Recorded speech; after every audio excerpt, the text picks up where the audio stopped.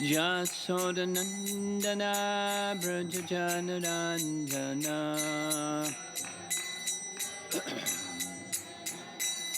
Jasodanandana Brajajanaranjana Brajajanara Jamunatira Vanachadi Jamunatira Vanachadi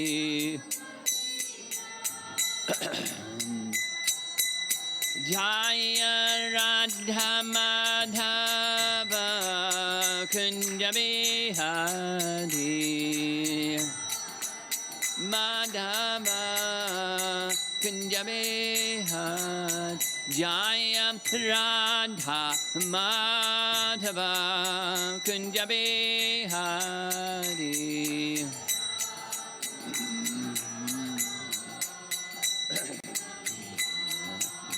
Gopi Jana Vallabha Girivardhari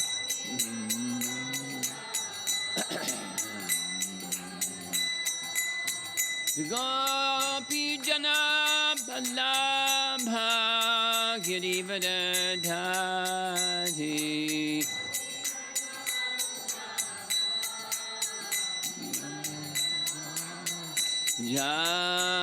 Jasodanandana Brajajanaranjana Jasodanandana Brajajanaranjana Jamunatira Vanachadi Jamunatira Vanachari Jaya Radha Madhava Kunja Bihari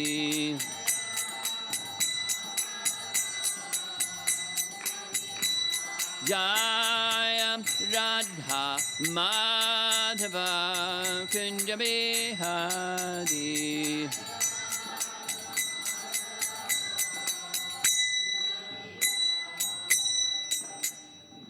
Jayom Vishnupad Paramahamsa Hariviragacharya Astatarasata Srimad His Divine Grace Sri Bhakti Vedanta Swami Srila Prabhupada Ki Ananta Koti Vaishnavrinda Ki Grantaraj Srimad Bhagavatam Ki Gaura Premanandi. All glories to the assembled devotees, all glories to Sri Guru and Sri Gauranga. 2, 3, 4.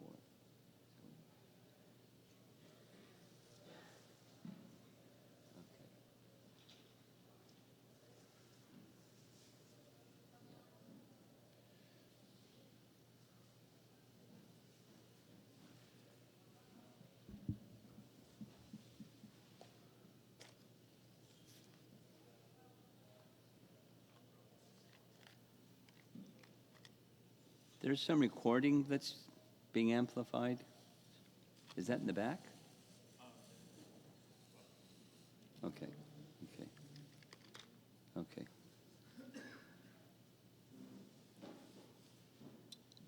Welcome back, everybody.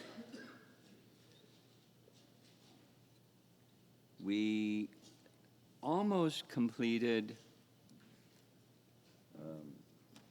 chapter 8, the first of the 5 chapters in this section of Srimad Bhagavatam. And where we ended up, Narada had given detailed instructions to Dhruva how to engage in the Yuga Dharma, Ashtanga yoga process that, although it's meditation, it also involves, as we heard, deity worship, mantra meditation, austerities. Doesn't give all the details of the deity worship, but says that the standard practices of deity worship should be observed, and gives some elements. And he gives him a place, an auspicious place, a sacred place, Vrindavan, and even specifically Madhuvan within Vrindavan by the side of the river Jamuna. So today the river Jamuna doesn't flow there, but we understand that at that time the river Jamuna flowed there, or a tributary of the river Jamuna. And he was to bathe thrice daily in the sacred waters of the river Jamuna and so forth.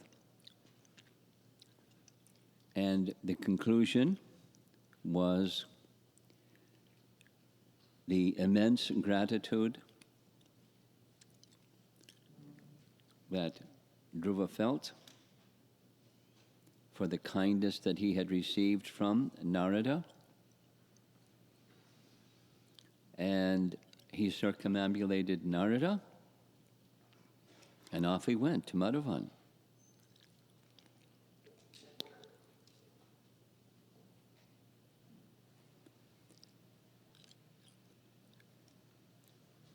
So that did not yet complete the chapter.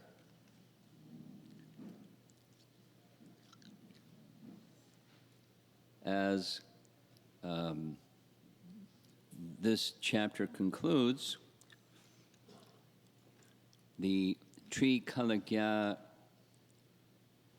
Narada understood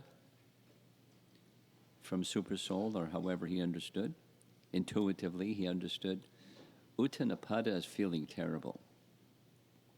It doesn't speak anything about Suruchi.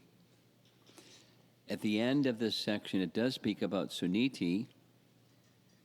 Suniti is praying to Vishnu for the protection of her son, knowing confidently that he will, nonetheless offering her prayers throughout the day and night to Lord Vishnu to protect her son. But Uttanapada is feeling terrible. Imagine those of you that are parents, or those of you that aren't parents, you neglected a small child, your son, and he left home, and he went to the jungle because of your neglect. So Narada understands his feelings, and so that's one section. And then another section in this morning's class is the austerities that Dhruva underwent and the process that he underwent. And then the third section is Vishnu appears before him.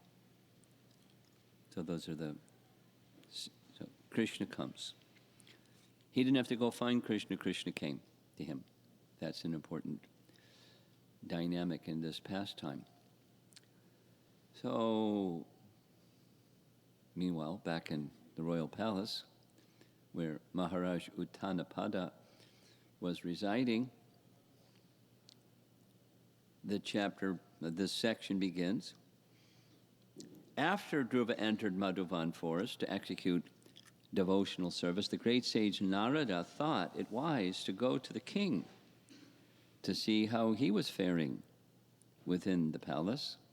When Narada Muni approached, the king received him properly, offering him due obeisances. Being seated comfortably, Narada began to speak. So the commentary teaches us, even though the king was in super distress,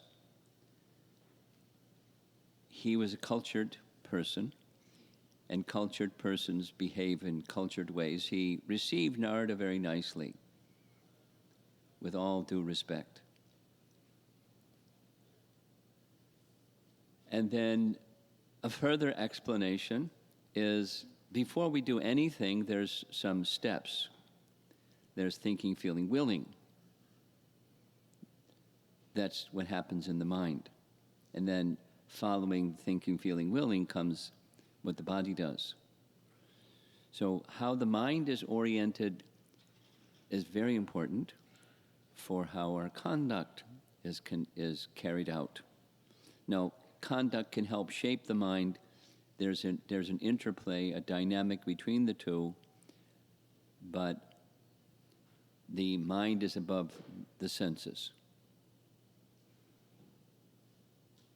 And even when there's disorder, if the mind is in disorder, the senses are going to be also.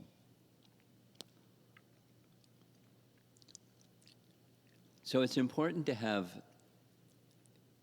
training in not just behaviors, but character.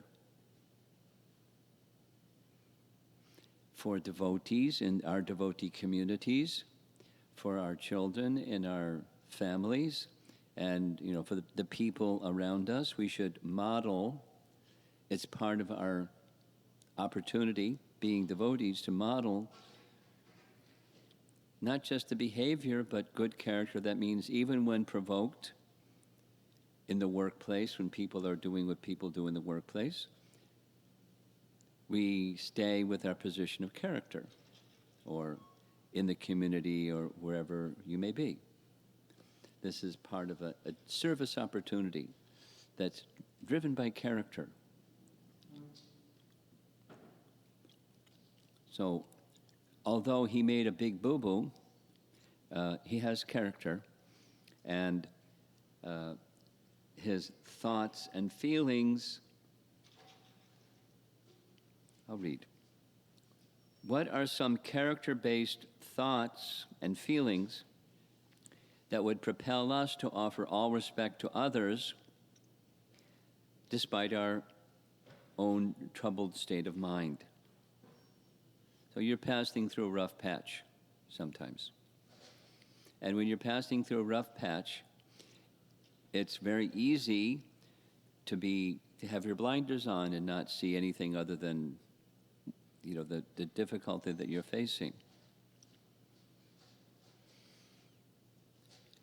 Uttanapada is modeling for us a higher position than that one, and that is, even you're troubled, you don't depart from culture. Now there's something that supports that, and that is a core conviction of who you really are. A spirit soul meant to be pleasing to Krishna. And that supports good character, which supports good behavior, even in this world of duality when things are troubling. I'll say it again. It's important. I'll say it a different way, but it's the same thing.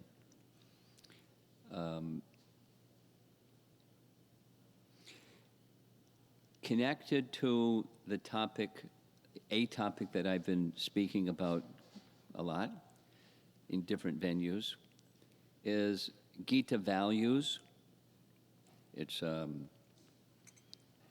work product of the Oxford University Religion Department, the Vaishnava Studies Division of the Religion Department. So they, together with some Hare Krishna teachers,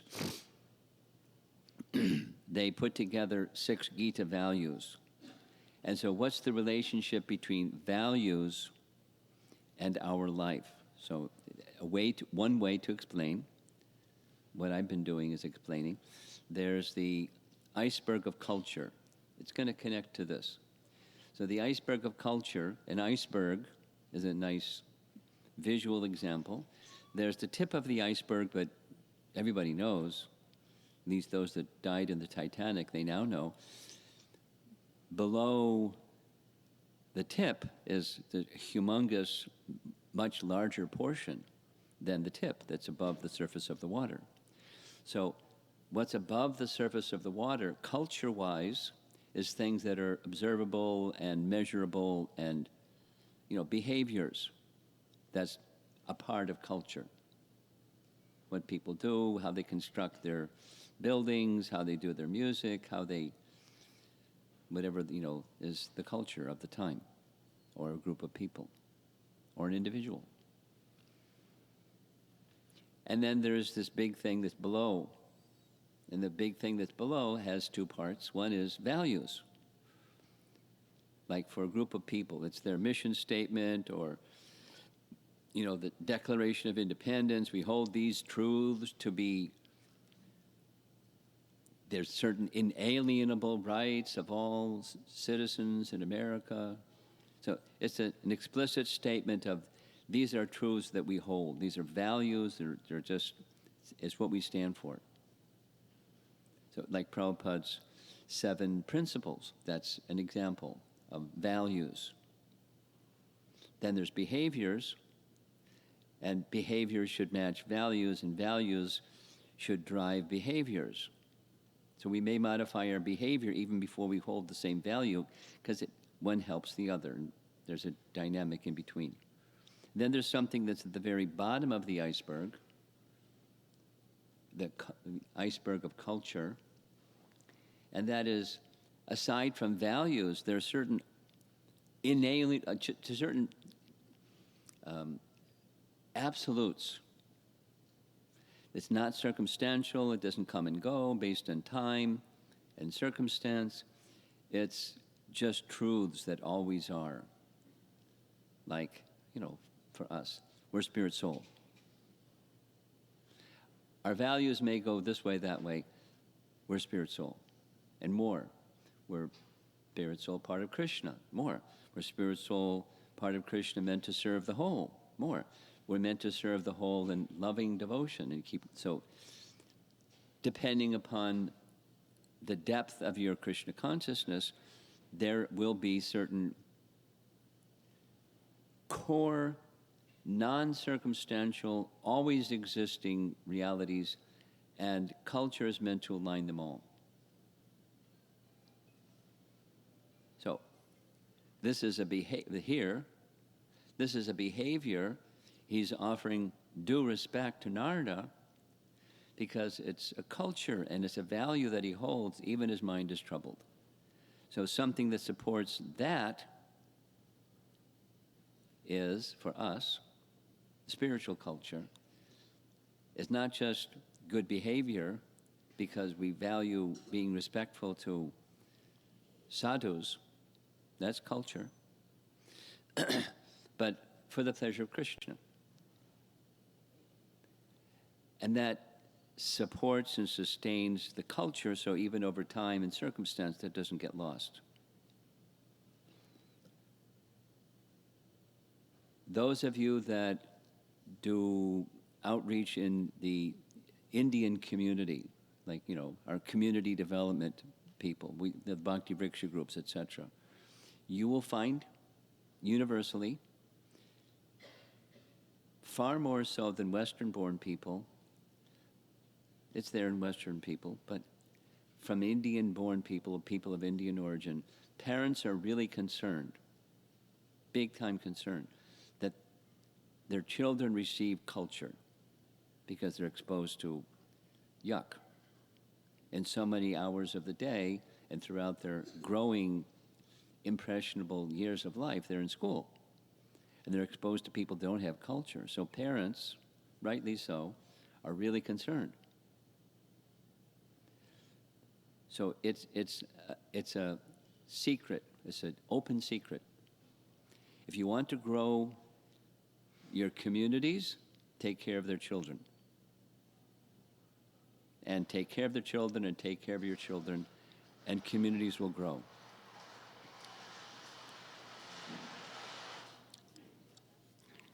Because parents are feeling our children need culture.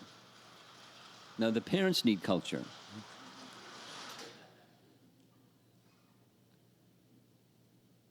Generally. But they feel that we have to protect our children. It's, good mood. But it helps bring the parents in if we take care of the children.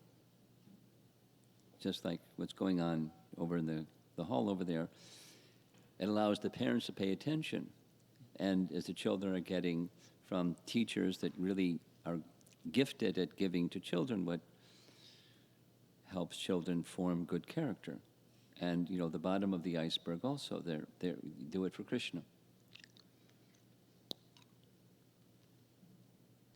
So there's a response to that question. We just took some moments to think about it. Okay, so starting with text 64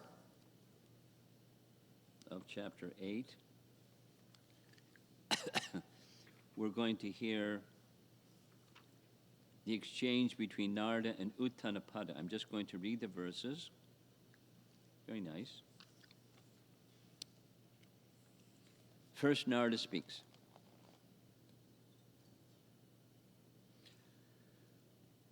My dear king, your face appears to be withered up, and you look like you've been thinking of something for a very long time.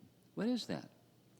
Have you been hampered in following your path of religious rites, economic development, and sense gratification? How's your Dharma, Artha, and Kama doing?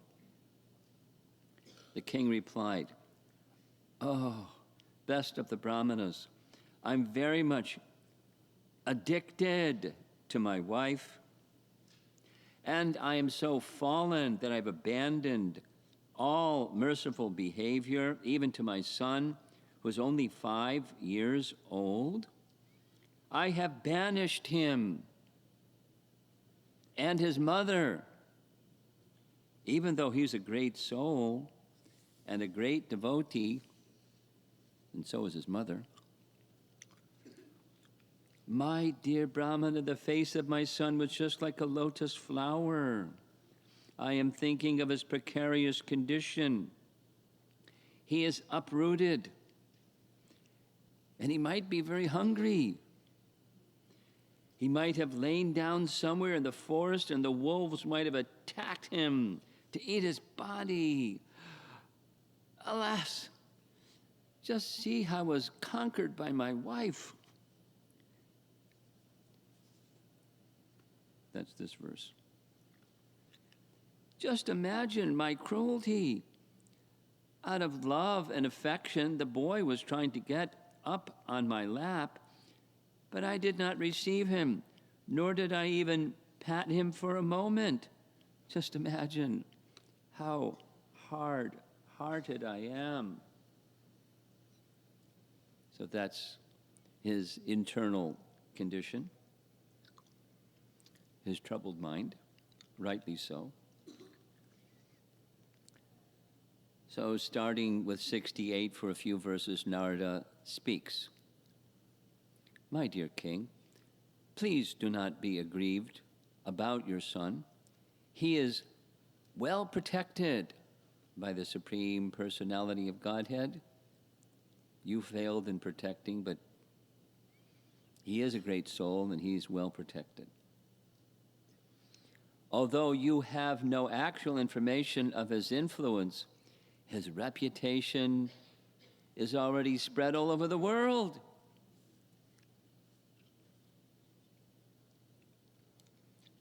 My dear king, your son is very competent. He will perform activities which would be impossible even for great kings and sages. Remember, he's Trikalagya. Very soon, he will complete his task and come back home. You should know that he will also spread your reputation all over the world. The great sage Maitreya continued, the king Uttanapada, after being advised by Narada, practically gave up all duties in relation to his kingdom, which was very vast and wide, opulent like the goddess of fortune, and he simply began to think of his son, Dhruva. So, That's a nice way to become Krishna conscious. Think of a Krishna conscious pure devotee son, or someone else's pure devotee, Krishna conscious son, or any pure devotee anywhere. It's a pathway to absorption in Krishna. So now comes some lessons in Sharanagati. This is, he is well protected. So when one takes shelter of a qualified protector, one is protected. That's a very simple principle. And Vishnu is the best of all protectors. The one who takes shelter of Vishnu or Krishna is protected. The Acharyas ask this question: how can one live in the forest and not be taken care of by anyone? A 5-year-old boy at that. Narada Muni gives the answer. Such persons, who are such persons? Those who take full shelter. Such persons are well protected. Sharanagati, or surrender, means acceptance of or firm belief that wherever the surrendered soul lives, he is always protected by the Supreme Personality of Godhead. He is never alone or unprotected. So you know this teaching it's from Padma Purana, and it's a Nectar Devotion. It's from other sources also, the 6 limbs of surrender. This is a very important feature of this Dhruva story. It's a very important feature for us to go from mixed to pure bhakti. It requires taking shelter. And in that taking shelter, we don't do foolish things, at the same time growing confidence in being always protected. It's one of the 6 limbs. Prabhupada spoke like this when he came to America, and he was alone. Of course, as a sannyasi, that's just fine. But he never felt alone, because the instruction of his spiritual master was always with him, and that meant by that his spiritual master was always with him, protecting him through the instruction.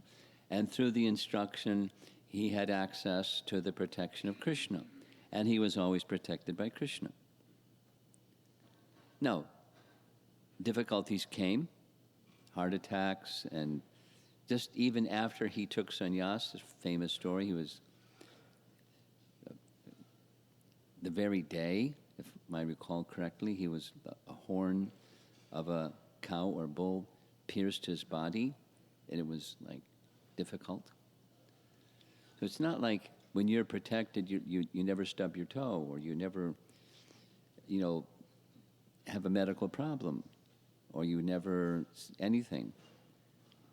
But you're protected. In all circumstances, you're protected. It's a nice topic. Prahlad was, in Bhakti Sandarbha, Jiva Goswami says, sometimes, like with Prahlad, he was protected, but like with Maharaj Parikshit, he wasn't protected, it appears, because the snake bird, in fact, bit him. But Jiva Goswami explains, he was protected, his consciousness was protected, and although the snake bird came, he was accepting that, and he went back to Godhead. That's protection. So it may or may not mean from a physical difficulty. You'll never get in a car accident. You can drive at any speed and in any direction on any highway because I'm protected. Haribol.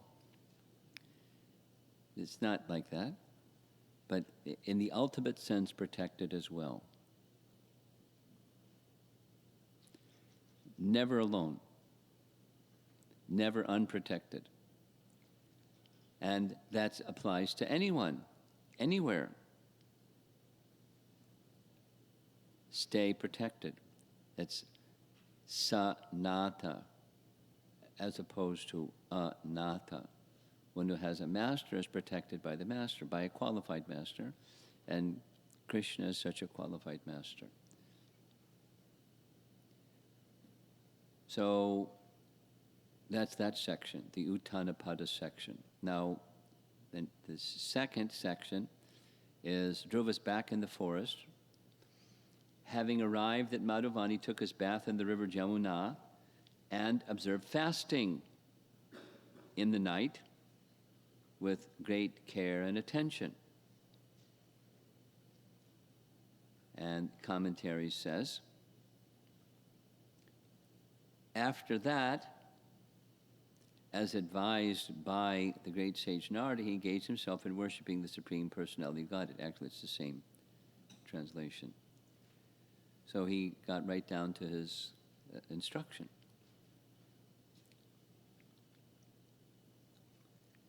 Prabhupada writes, our only concern should be how to execute the order of the spiritual master. A spiritual master is expert in giving special instructions to each of his disciples, and if the disciple executes the order of the spiritual master, that is the way of his perfection. So going from mixed to pure devotion, very key element. Suniti pointed the way, as we discussed yesterday, Madhupati's question. Dhruva accepted. Take shelter of the personality of Godhead in full devotional service. Take shelter of the soul. Knowing that that was being carried, Super Soul sent Narada. Narada tested him. Narada gave him instructions and mantra. He's got his instructions, and he's meticulously, with great determination, great austerity, etc., he's fulfilling the instruction. That is the way of his perfection, to go from mixed to pure. So now, hold on to your socks, because we're going to hear what his austerities were.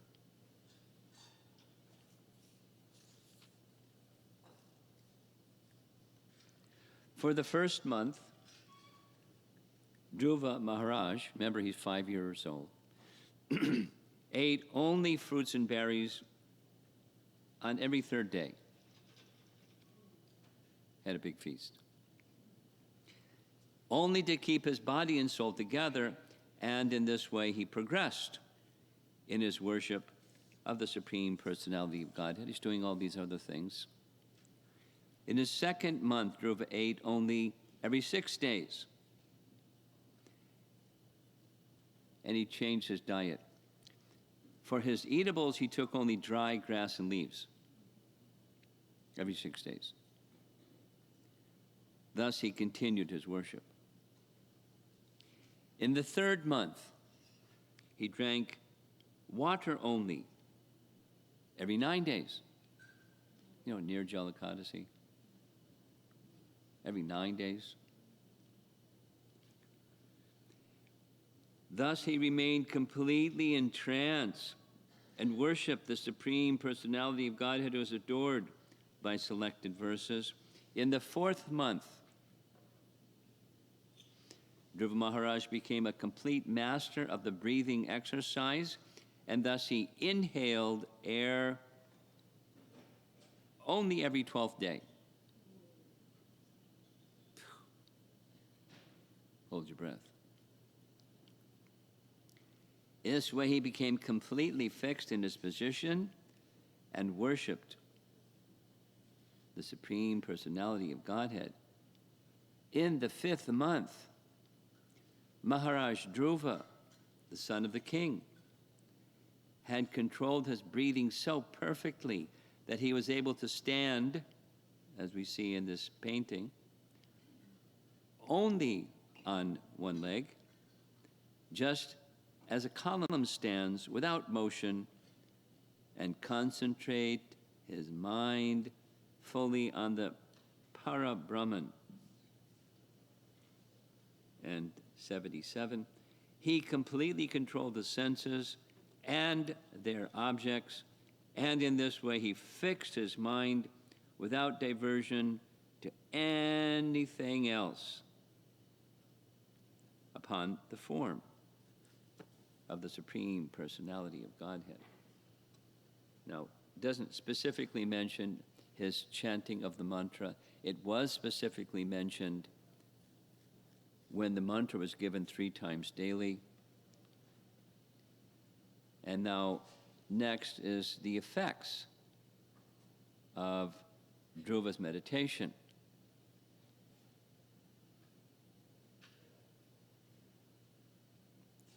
When Dhruva Maharaj thus captured the Supreme Personality of Godhead,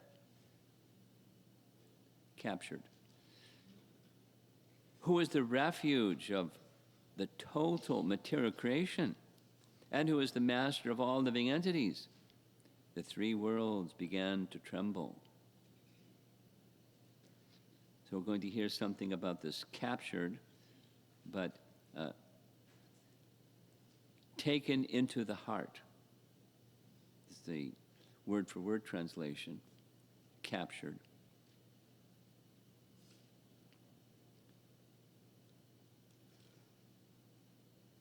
In commentary, the Acharyas asked, Jiva Goswami he asked the question and then addresses it. How is it possible for Dhruva Maharaj to capture Brahman within his heart?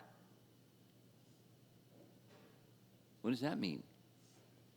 So he answers, the Supreme Personality of Godhead is the origin of Brahman, that's the Brahmajyoti, for since he comprises everything material and spiritual, there cannot be anything greater than he.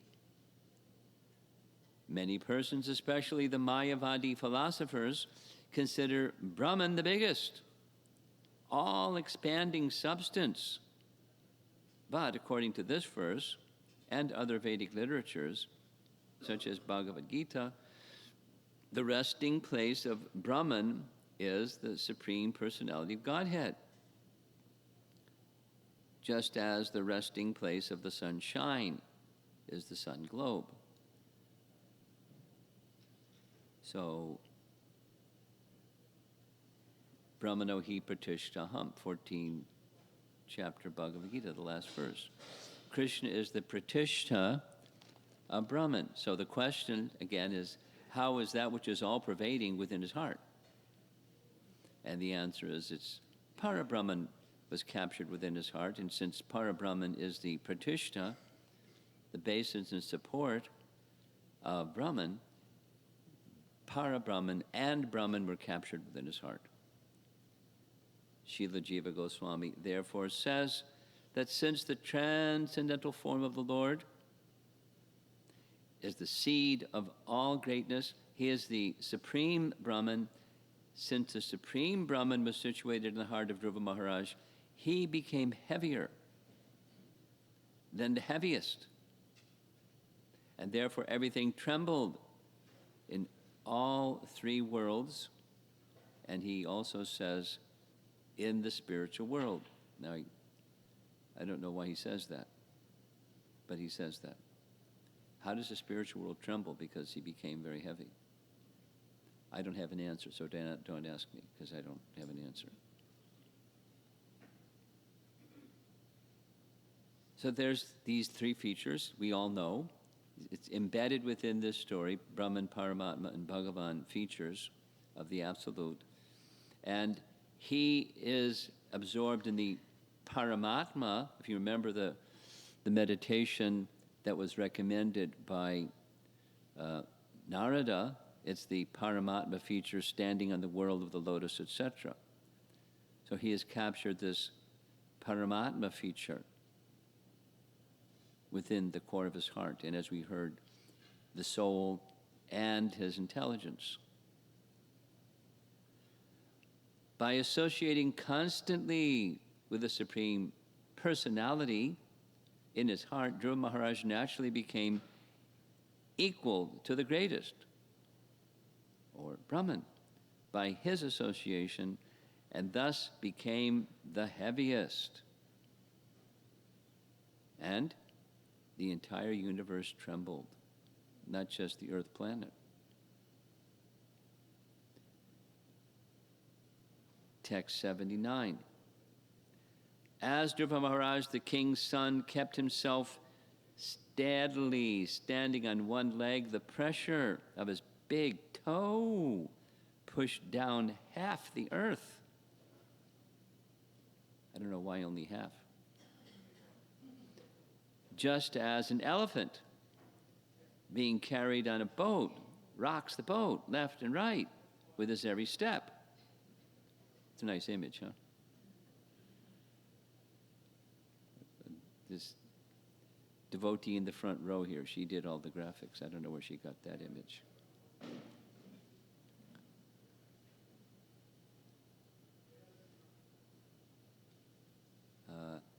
Here's a further explanation of the same verse. When Dhruva Maharaj was at home, this is purport, although he was a king's son, he was prevented from getting on the lap of his father. But when he became advanced in self-realization or devotional service, by the pressure of his toe, he could push down the whole earth. That is the difference between ordinary consciousness and Krishna consciousness. So in case you want to press down the earth, become Krishna conscious. In ordinary consciousness, a king's son may be refused something, even by his father. But when the same person becomes fully Krishna conscious, within his heart, he can push down the earth with the pressure of his toe. And Vishwanath explains this word pradesha, that's the distance of the pressing down the earth. He explains a pradesha is a measurement of distance, and the earth sank down to half a pradesha, or 5 inches, half of 5 inches. This is Vishwanath. And elsewhere in Prabhupada's writings, he doesn't say a pradesha is 5 inches. Sometimes he says it's 6, sometimes 8, but that's like, okay, so it makes it more clear. His big toe was pressing down the earth 2.5 inches. It's a detail. Next verse. When Dhruva Maharaj became practically one in heaviness with Lord Vishnu, the total consciousness, Vishvam Atmanaha, due to his fully concentrating abhidhyayati and ananyayadya, and closing all the holes of his body, the total universal breathing became choked up, and all the great demigods in all the planetary systems felt suffocated, and thus took shelter of the Supreme Personality of Godhead.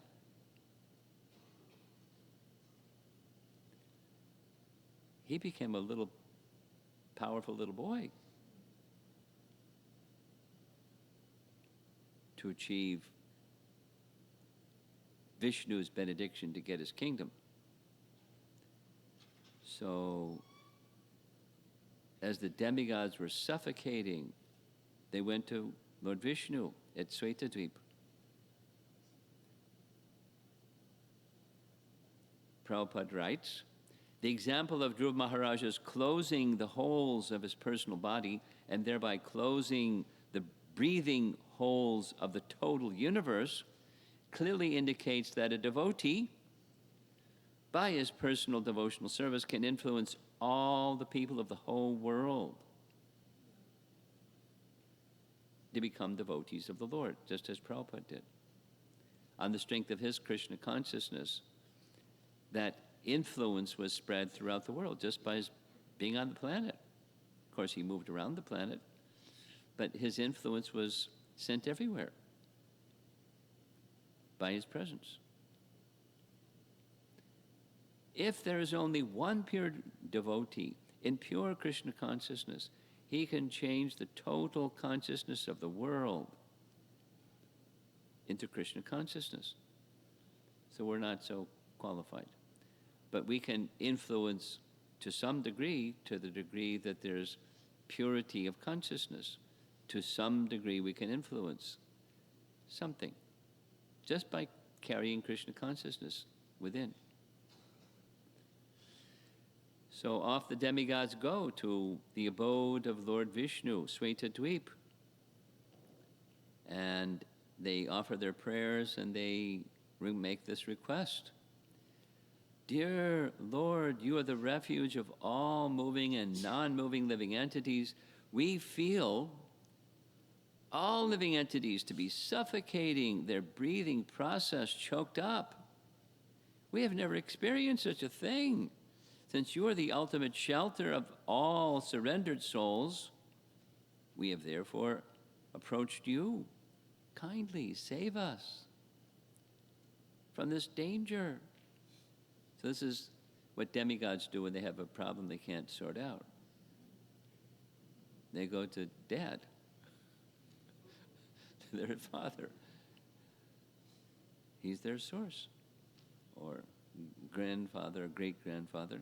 The Supreme Lord is the ultimate goal for the solution to all problems within this material world. In the spiritual world, there are no problems, but the material world is always problematic. And continuing, Vishvam Purnam Sukhayate. That's a statement from Prabodhananda Saraswati. Prabodhananda Saraswati was the uncle of Gopal Bhatta Goswami. He lived in Vrindavan, so he speaks like this. He wrote like this. Vishvam Purna Sukhayate. Devotees are free from all problems because they're fully surrendered unto the Supreme Personality of Godhead. For a devotee, everything in the world is very pleasing because he knows how to use everything in the transcendental loving service of the Lord.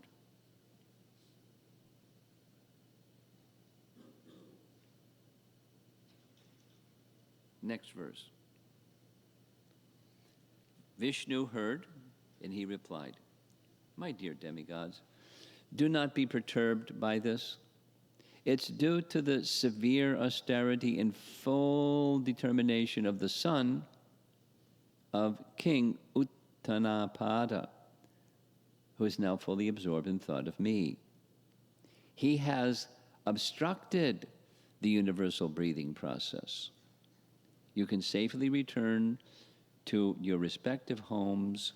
I shall stop this boy in his severe acts of austerities, and you will be saved from this situation. So now comes so many nice paintings. There's not all of them are shown, but beautiful paintings of Krishna comes, or Vishnu comes. He has simply concentrated his mind on me. This will not destroy anything. That's Vishwanath.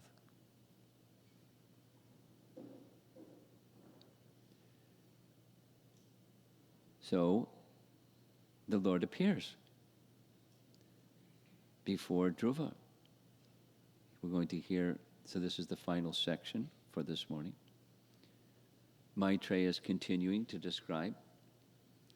When the demigods were thus reassured by the personality of Godhead, they were freed from all fears.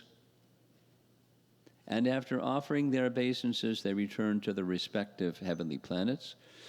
Then the Lord, who is non-different from the Sahasrashirsha incarnation, got on the back of Garuda, who carried him to the Madhuvan forest to see his servant, Dhruva. So we're going to take a look at some of the words that are highlighted in the Sanskrit here, the bottom line first. Madhorvanam, that's Madhuvana. Britya didrikshaya gataha. By means of Garuda, the Lord went to Madhuvan with a desire to see his servant Dhruva. So nice paintings of Vishnu riding on the back of Garuda. Prabhupada's purport.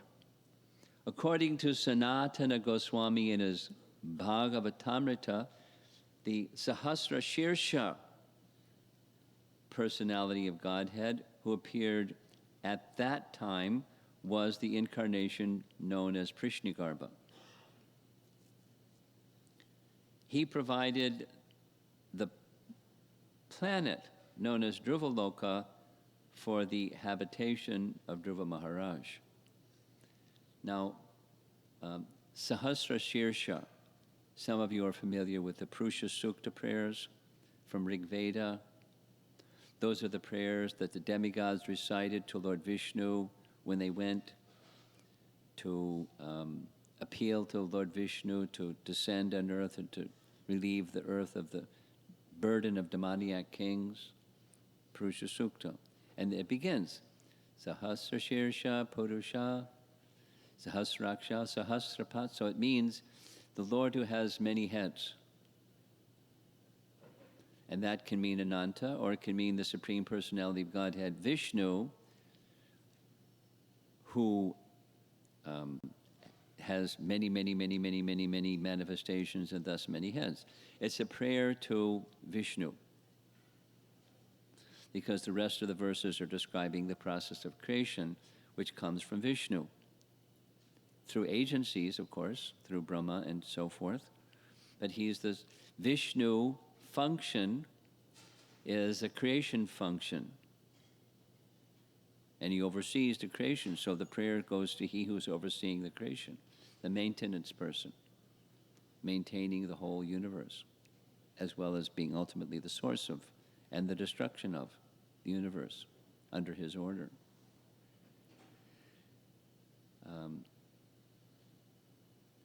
Similarly, this is the reference here in Prabhupada's purport is Sanatana Goswami in his Brihat Bhagavatamrita, but we also find the same message in Rupa Goswami's Laghu Bhagavatamrita, and that is Prishnigarbha. He is called Sahasra Shirsha, which refers to Garbhadakshayi Vishnu,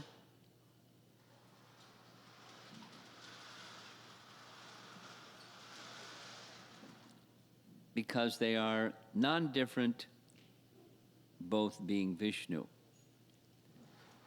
Now,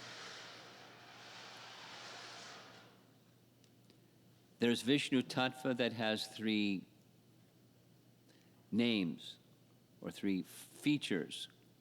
Mahavishnu, Garbhadakshay Vishnu, Shirodakshay Vishnu. It can mean any one of them or all three of them, because they're the same. So just keeping it really simple, there's one Paramatma within the hearts of all living entities. It's the same Paramatma. It's not like multiple Paramatmas.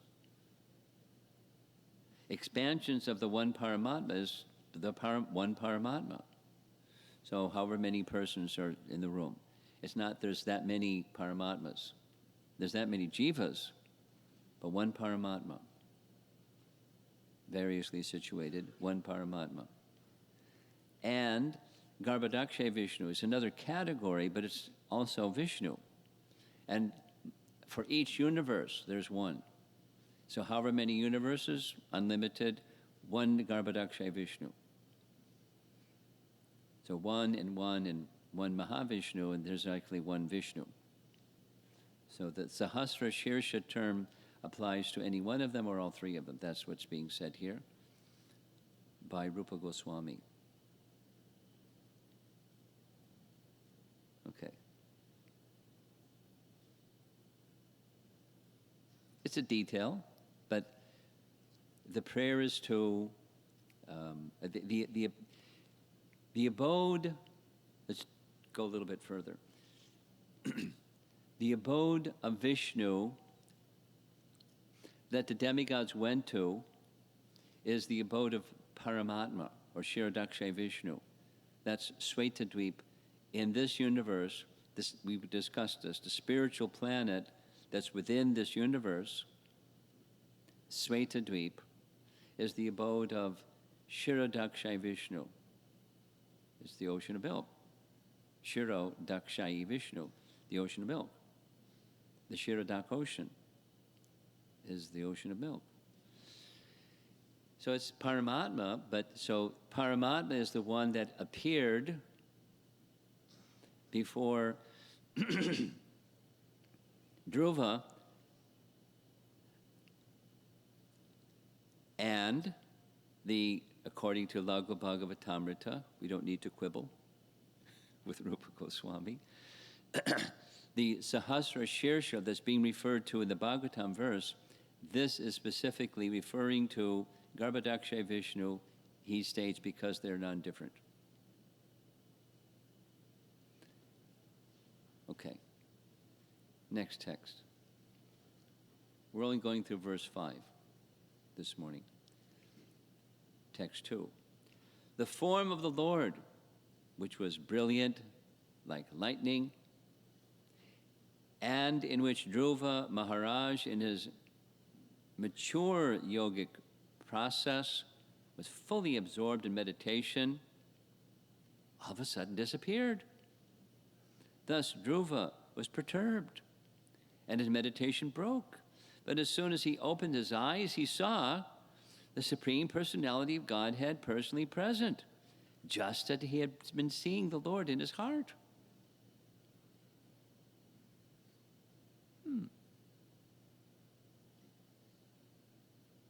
Was it like he just changed himself out or something? He's everywhere. No, he had a pastime. He came on the back of Garuda from Vaikuntha, apparently. But he's everywhere because he's Paramatma. He didn't have to come from anywhere, go to anywhere, do anything. He just chose a pastime. Here's a nice commentary by Jiva Goswami on this verse, found in Priti Sandarbha, comparing the Brajabasi's meditation and Dhruva's meditation. It's very esoteric, so listen carefully. In their trance of separation, the devotees of Braja are aware of nothing but Krishna. Their ecstasy is so deep that, as a natural effect of remembering Krishna, they see him physically before them. Now, contrast is Dhruva. Other pure devotees whose love for Krishna is not on the same level of perfection have separate experiences of him internally and externally. Dhruva, for example, concentrated his mind on the Lord, Vishnu, in deep meditation, but his internal vision of the Lord did not expand into a vision outside like that of the gopis. Only when Lord Vishnu came to Dhruva to offer him special mercy did the Lord disappear from Dhruva's heart to show himself externally.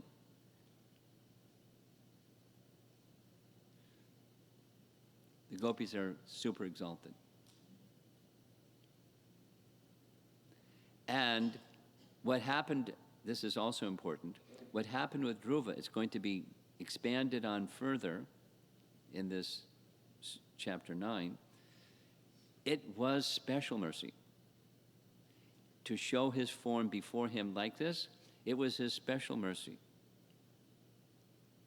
In reciprocation with his innocence and devotion and dedication and determination, special mercy.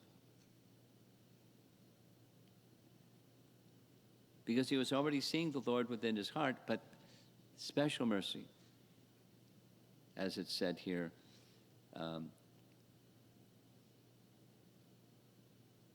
to offer him special mercy. Now, the special mercy was showing his form, touching his head with his conch, and so forth, exchanging words with him, special mercy.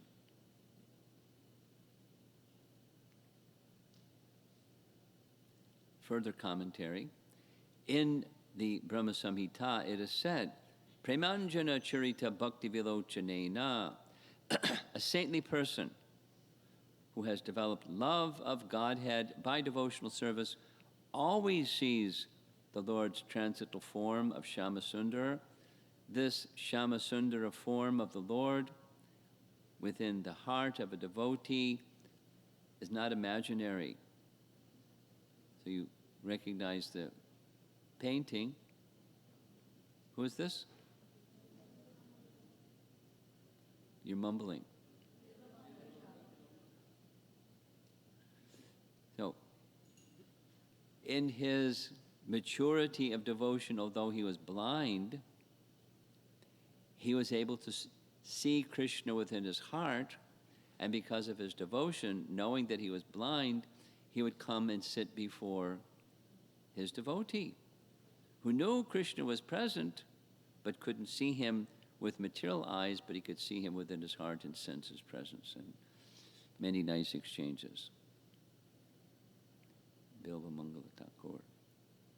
So, continuing with the purport, when a devotee becomes mature in his prosecution of devotional service, he sees face to face the same Shyamasundara he has thought of during the entire course of his devotional service. That's this mature, special mercy. Krishna appears. One can see him, if Krishna so desires. So what are we supposed to, what's the lesson for us here? The practical application lesson from Dhruva. We just stay packed up, fixed up, using Prabhupada's language, packed up, fixed up, in the bhakti process that's given to us. And we can expect Krishna's mercy. We can pray for Krishna's mercy, but we can expect Krishna's mercy. So praying for what you can expect is not a problem. Krishna comes. That's the theme of this section, and it's a lesson to be learned.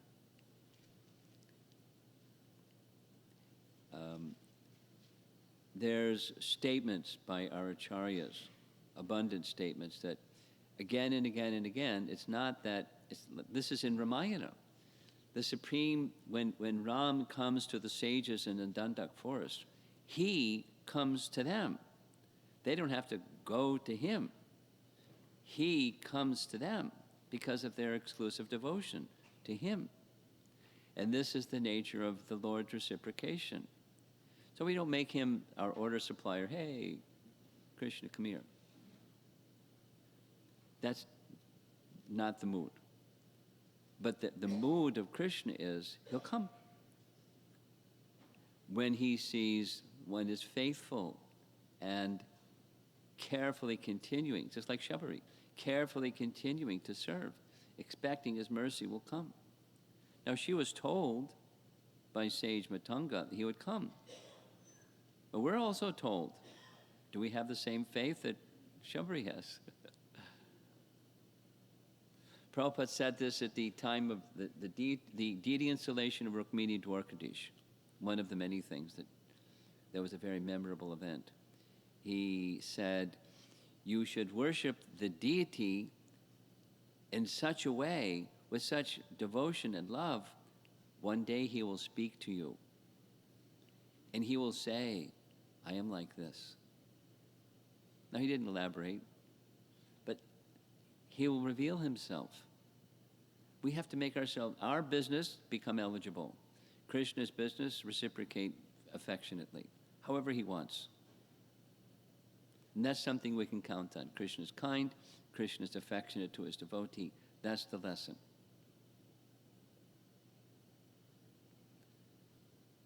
Just 3 more verses and we're finished for this morning. you see these highlighted terms in the verse. We'll be discussing them. When Dhruva Maharaj saw his Lord just in front of him, he was greatly agitated and offered him obeisances and respect. He fell flat before him like a rod and became absorbed in love of Godhead. This is Bhava Bhakti. Dhruva Maharaj, in ecstasy, looked upon the Lord as if, there's several as ifs here, Iva, he were drinking the Lord with his eyes, kissing the lotus feet of the Lord with his mouth, and embracing the Lord with his arms. He did literally do all those things. But that's what was in his heart, as if. And there's Dhruvatila, and there's Lord Vishnu, and many such wonderful paintings. We don't want to forget Garuda. Prabhupada writes in his purport, all these features of Dhruva Maharaj's bodily expression indicate that upon seeing the Lord face to face, he developed the 8 kinds of transcendental ecstasy in his body.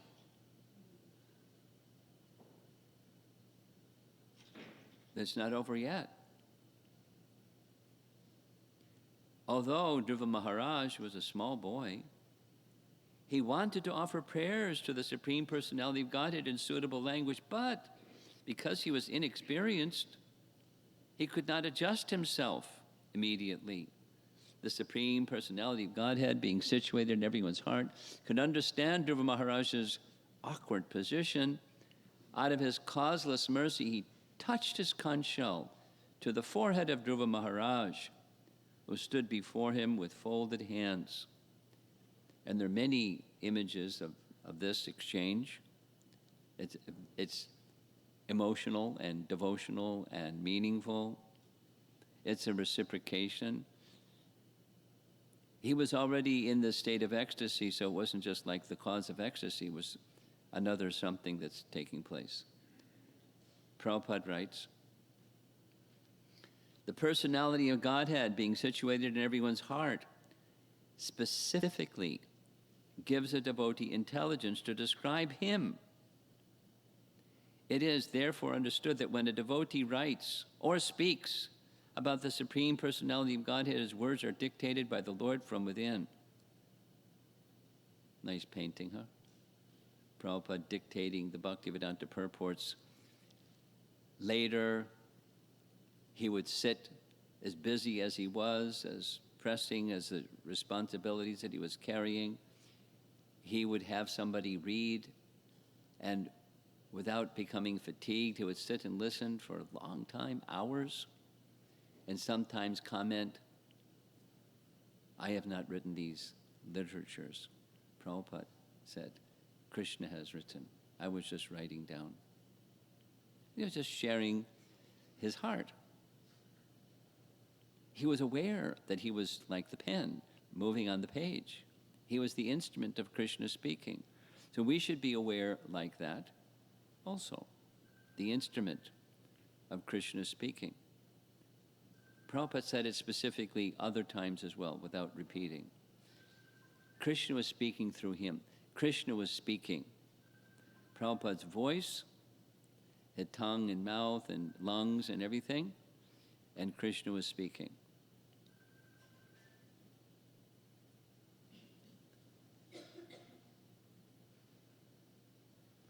Commentary.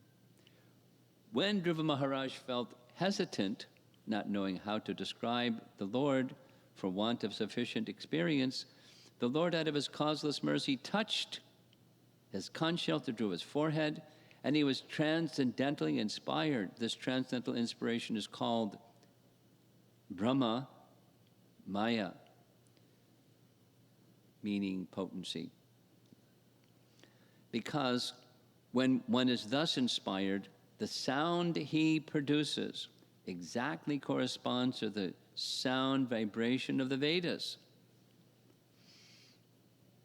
This is not the ordinary sound vibration of this material world. Therefore, the sound vibration of the Hare Krishna mantra, although presented in the ordinary alphabet, should not be taken as mundane or material.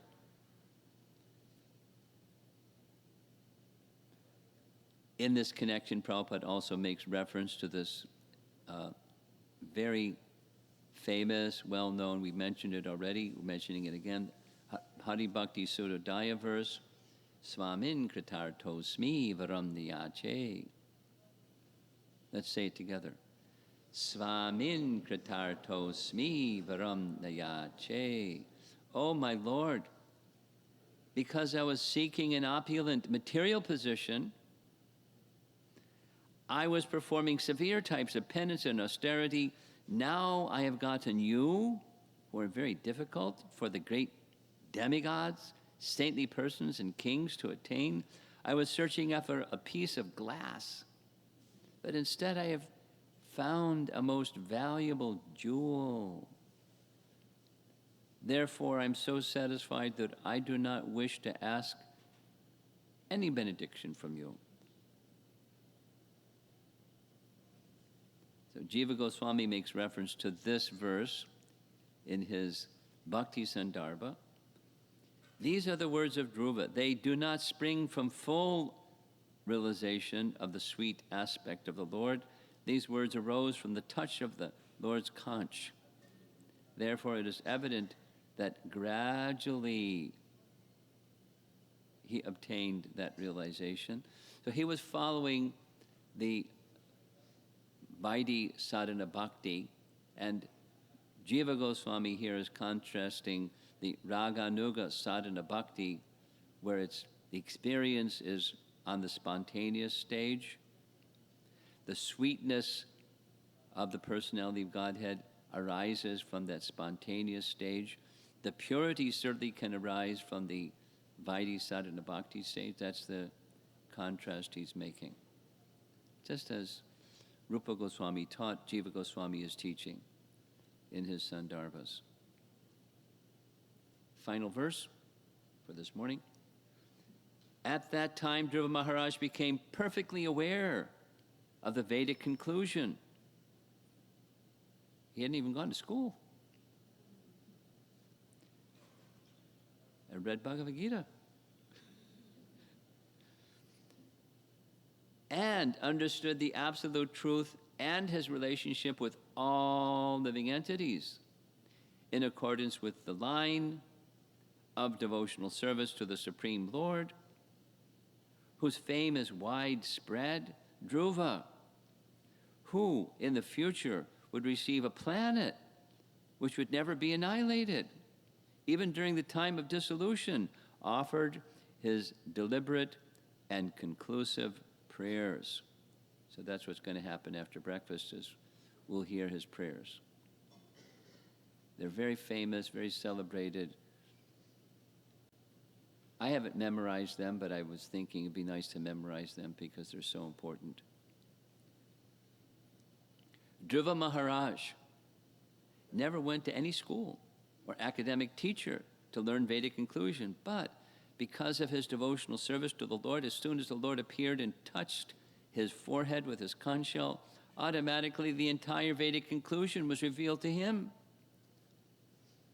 The Vedas indicate that only one who has unflinching faith in the Supreme Lord as well as the spiritual master is the Vedic conclusion revealed. This is that same verse again, remember? Let's say it. Yasya deve para bhaktir yata deve tatagaro tasyaite katitaryartha prakashante mahatmanaha. So many persons, just by Guru Padashraya, that's the language of Rupa Goswami, Guru Padashraya, they had firm faith and had taken full shelter, unflinching faith and shelter in Srila Prabhupada. They became powerful devotees without going to school and studying and doing all the rigors that normally precede understanding these very elevated subject matters, just by mercy and their devotion. Now, Prabhupada wanted us to study his books. So by devotion, we should study his books, not just be devoted to going on Sankirtan. We study his books. That's part of our instruction. Okay, so that's this morning's session. Can you turn the light on, please, back there? We're going to start with his prayers after breakfast session. So we have 7 minutes. See if there's some discussion. I see some hands over here. Put your hand up again. He sees another hand back there. Okay. Hare Krishna Maharaj, thank you very much for enlivening us in this morning. It was so great. Maharaj, you mentioned about the bhakti of gopis, Brajavasis versus the Dhruva Maharaj. So we understand that the gopis, their bhakti, that in a ultimate mature state, that we cannot even see that we cannot even differentiate that it happens, in the spiritual world or the material world, that it is ultimate of it. Whereas it comes to Dhruva Maharaj, so we can see also that it is mixed with the material as well as the spiritual, or I don't know whether I am understanding that correctly. No. So, No. Yeah. So He had achieved the stage of pure bhakti. okay. His material was gone, so it wasn't mixed anymore. So then how we can differentiate? The path was Vaidhi and Raganuga and Prema. That's the distinction. Their love was the most super excellent matured stage of spontaneous loving devotion. His was in the regulative devotion approach. Does that help? Could you explain a little more on that? Well, it's very elevated and kind of esoteric, but sure.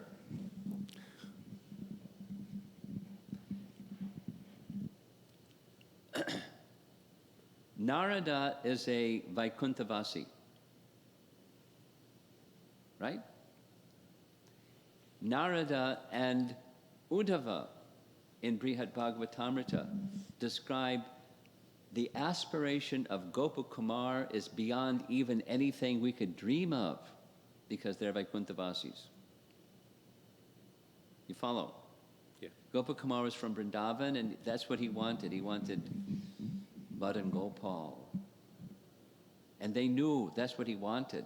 And they speak to him, your eligibility surpasses us.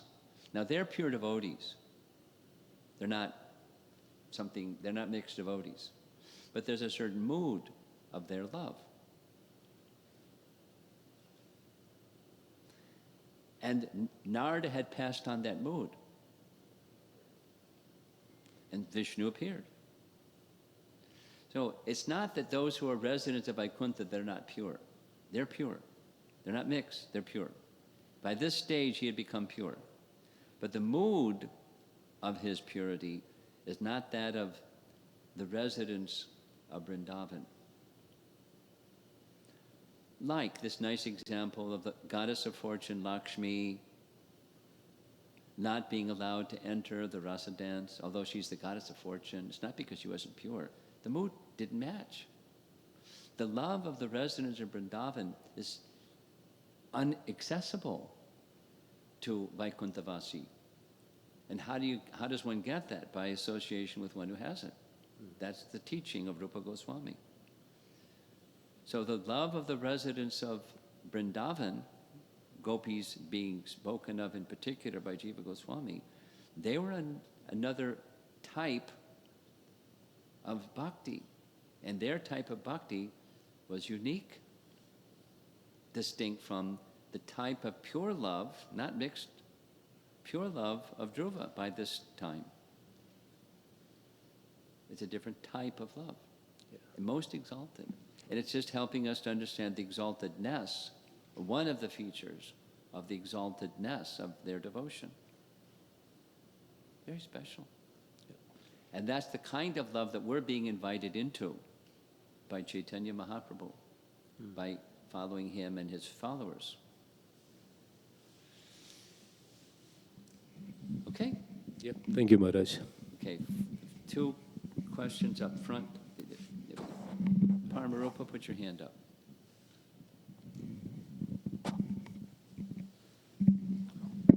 Hare Krishna, Guru Maharaj. So usually when a devotee performs devotional service, we know that there is sarvatma snapanam, there is a cooling effect in the hearts of others, and there is a very positive effect. But in the case of Dhruva Maharaj, in his maturity, others are suffocating and they were not able to even breathe properly. So is it because Dhruva Maharaj's initial inclination was...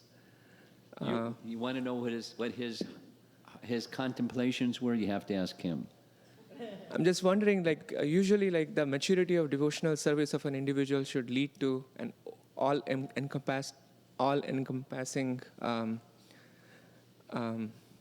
positive and quality. My answer is very simple. By this time, he's moving according to the indication of Supersoul.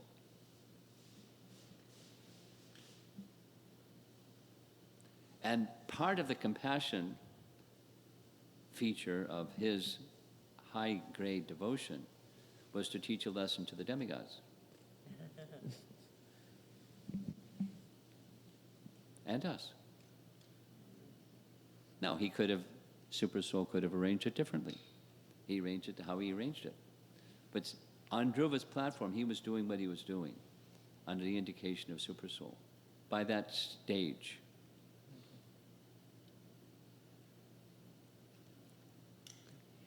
Thank you. One more. Then we're going to end. Thank you very much, Maharaj.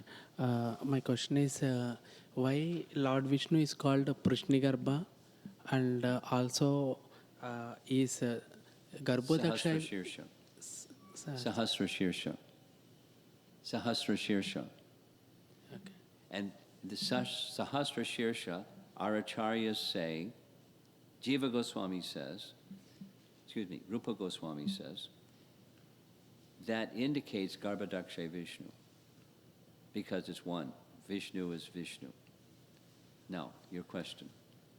Why Prishnigarbha and why Garbhodaksha Vishnu? Why this two equal nomenclatures? That's your question? My question is, why Lord is named as Prushnigarbha? Why what? Why the Lord... Prushnigarbha meaning... What does it mean? The Garbha of Prishni, son of Prishni. Prishni and Sutapa. Lord Vishnu appeared as the son of Sutapa and Prishni, known as Prishnigarbha, or you could say Prishni Sutta. Prishnigarbha. That's why. Is that all right? Yes, yes, Maharaj. And one more question is Garbhodaksha Vishnu gave darshan or Kshirodaksha Vishnu gave darshan to Dhruva Maharaj? Say it again slower. Garbhodaksha Vishnu, he gave darshan to Dhruva Maharaj or Kshirodaksha? Darshan. Darshan? Who appeared? It's just different nomenclature from the same entity.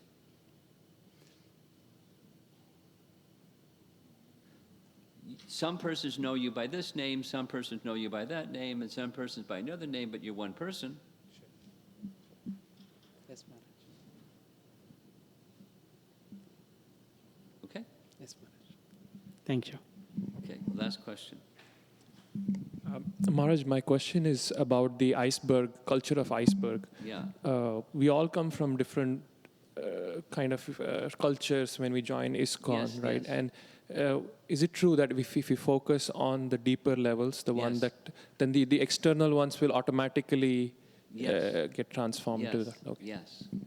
Uncultured, my terminology is America is the culture of no culture. But could you get out of the way? Thank you. The culture of the no culture people, us, American people, there's a natural spiritual culture that awakens as Krishna, the deeper Krishna consciousness awakens. Now, we may have to just do some behavior that's not like part of our culture, but it becomes part of our culture, not just by practice, but by deeper Krishna consciousness. Then it becomes not just a behavior. Becomes something much deeper and profound and unwavering when there's this alignment of awakening of our Krishna consciousness, and then the behavior and the value, the culture is there. Okay. Srila Prabhupada ki jai.